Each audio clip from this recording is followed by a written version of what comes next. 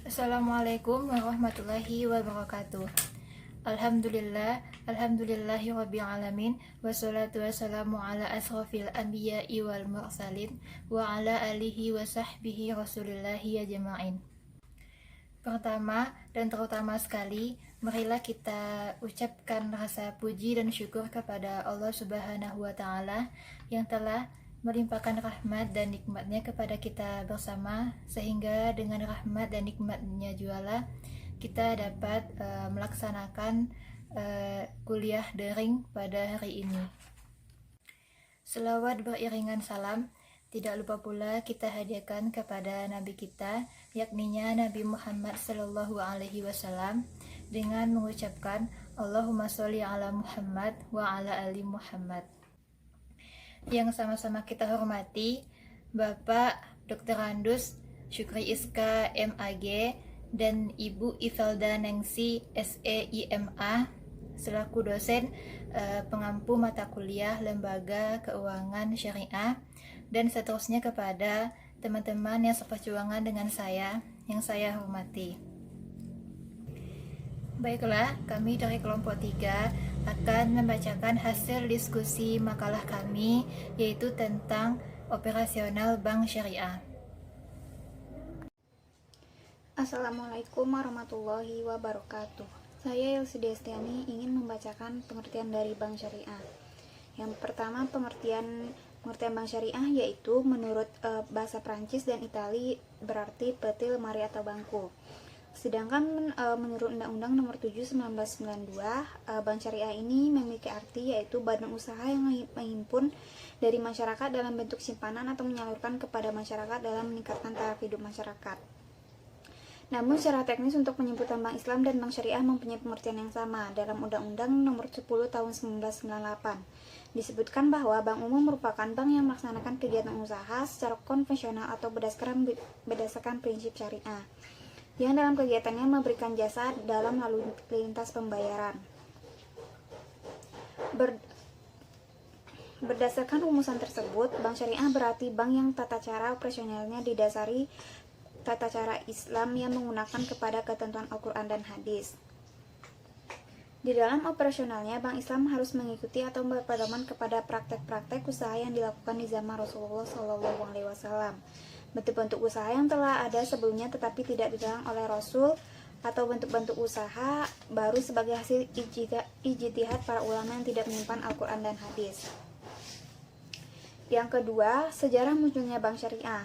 Di dalam sejarah perekonomian umat Islam, kegiatan muamalah seperti menerima titipan harta, meminjamkan uang untuk keperluan konsumsi dan untuk keperluan bisnis, serta melakukan pengiriman uang yang dilakukan dengan akad-akad yang sesuai syariat telah lazim dilakukan oleh sejak zaman Rasulullah SAW.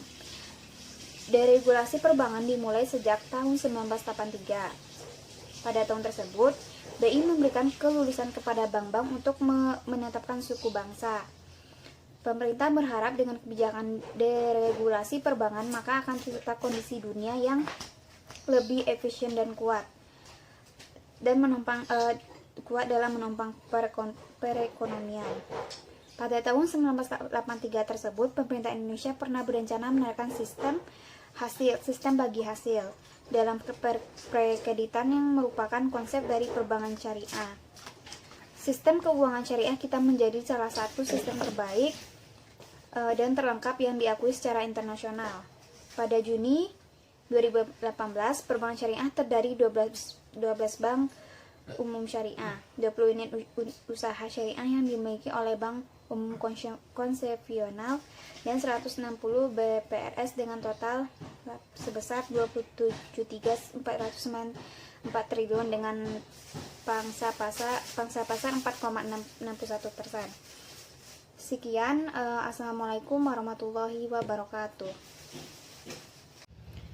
Baiklah, saya akan membacakan materi yang kedua, yaitu dasar hukum bank syariah. Dasar pemikiran terbentuknya bank syariah bersumber dari adanya Al-Quran dan Hadis, yaitu sebagai berikut. Yang pertama, dasar Al-Quran. Orang-orang yang memakan riba atau tidak akan berdiri, melainkan sebagaimana berdirinya orang yang dirasuk setan dengan terhuyung-huyung karena sentuhannya.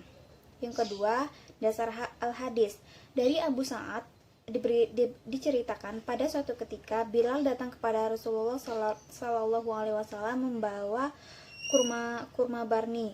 Lalu Rasulullah Shallallahu Alaihi Wasallam bertanya kepadanya, "Karma dari mana ini?" Jawab Bilal, kurma kita rendah mutunya karena itu uturan dua gantang dengan satu gantang. Kurma itu untuk pangan Nabi Shallallahu Alaihi Wasallam. Maka bersabdalah Rasulullah Shallallahu Alaihi Wasallam, inilah yang disebut dengan riba. Jangan sesekali engkau lakukan lagi. Apabila engkau ingin membeli kurma yang bagus, jual lebih dahulu kurmanya. Kemudian dengan uang penjualan itu beli kurma yang lebih bagus. Selain mendasarkan pada ketentuan Al-Quran dan hadis, berdirinya Bank Islam juga didasari oleh pernyataan-pernyataan berikut ini. Praktek-praktek sistem bunga dan akibatnya. Sistem bunga yang dimaksud adalah tambahan pembayaran atas uang pokok pinjaman. Di dalam kenyataannya, penerapan sistem bunga membawa akibat negatif, yaitu yang pertama, masyarakat sebagai nasabah menghadapi suatu ketidakpastian. Yang kedua, sistem yang sekarang memiliki kecenderungan konsentrasi kekuatan ekonomi di tangan kelompok yang elit. Yang ketiga, sistem perbankan yang menerapkan sistem bunga menimbulkan laju inflasi yang semakin tinggi. Di dalam era pembangunan ekonomi setiap negara dewasa ini, peran lembaga perbankan sangat besar dan menentukan. Dengan beroperasinya bank yang berdasarkan prinsip syariat Islam diharapkan mempunyai pengaruh yang besar terhadap terwujudnya suatu sistem ekonomi yang menjadi keinginan bagi seluruh masyarakat, terutama negara Islam atau negara yang mayoritasnya penduduknya beragama Islam. Dalam hubungan inilah terbentuknya organisasi lembaga perbankan yang berdasarkan prinsip-prinsip Islam, merupakan modal bagi pertumbuhan sistem ekonomi menuju ke arah ekonomi yang Islam. Sekian, Assalamualaikum warahmatullahi wabarakatuh. Assalamualaikum warahmatullahi wabarakatuh. Baiklah, saya akan membacakan materi bagian C. Prinsip bank syariah. Yang pertama, pembiayaan berdasarkan prinsip bagi hasil atau mudharabah. Mudharabah merupakan perjanjian kerjasama antara pemilik modal dengan pengelola modal, di mana keuntungan dibagi sesuai dengan kesepakatan yang telah ditentukan, dan kerugian ditanggung oleh pemilik modal, selama bukan merupakan kelalaian dari pengelola modal. 2. Pembiayaan berdasarkan pernyataan modal atau musyarakah.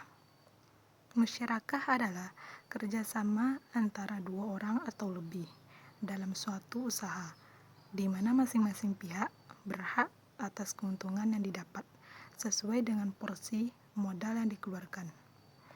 3. Prinsip jual beli barang dengan memperoleh keuntungan atau murabahah adalah perjanjian jual beli antara pihak bank dan pihak nasabah, di mana pihak bank membeli barang yang dibutuhkan oleh nasabah lalu menjualnya ke nasabah dengan adanya penambahan keuntungan sebesar yang telah disepakati oleh kedua belah pihak di awal perjanjian. D. Produk-produk bank syariah. 1. Al-wadiyah atau titipan. Titipan murni dari satu pihak ke pihak lain yang harus dijaga dan dikembalikan kapan saja si penitip menghendaki. 2. Murabahah, perjanjian jual beli antara bank dengan nasabah. 3. Ijarah atau sewa, yaitu akad pemindahan hak guna atau manfaat atas suatu barang dalam waktu tertentu dengan pembayaran sewa atau ujroh tanpa diikuti dengan pemindahan pemilikan barang itu sendiri. 4. Ran atau gadai, yaitu menahan barang sebagai jaminan atas uang. 5. Syirkah, yaitu bagi hasil. Akad kerjasama antara dua pihak atau lebih, bank dengan nasabah, untuk suatu usaha tertentu di mana masing-masing pihak memberikan kontribusi modal dengan kesepakatan bahwa keuntungan dan risiko akan ditanggung bersama sesuai dengan kesepakatan. 6. Al-Qard atau pinjaman, yaitu akad pinjaman kepada nasabah dengan ketentuan bahwa nasabah wajib mengembalikan dana yang diterimanya kepada lembaga keuangan syariah pada waktu yang telah disepakati oleh lembaga keuangan syariah dan nasabah. 7. Mudharabah, yaitu bentuk kerjasama antara dua pihak atau lebih. Pihak di mana pemilik modal atau sahibul amal mempercayakan sejumlah modal kepada pengelola atau mudharib dengan suatu perjanjian di awal. 8. Bai'i, merupakan jual beli dalam pembiayaan di perbankan syariah. Demikian, wassalamualaikum warahmatullahi wabarakatuh.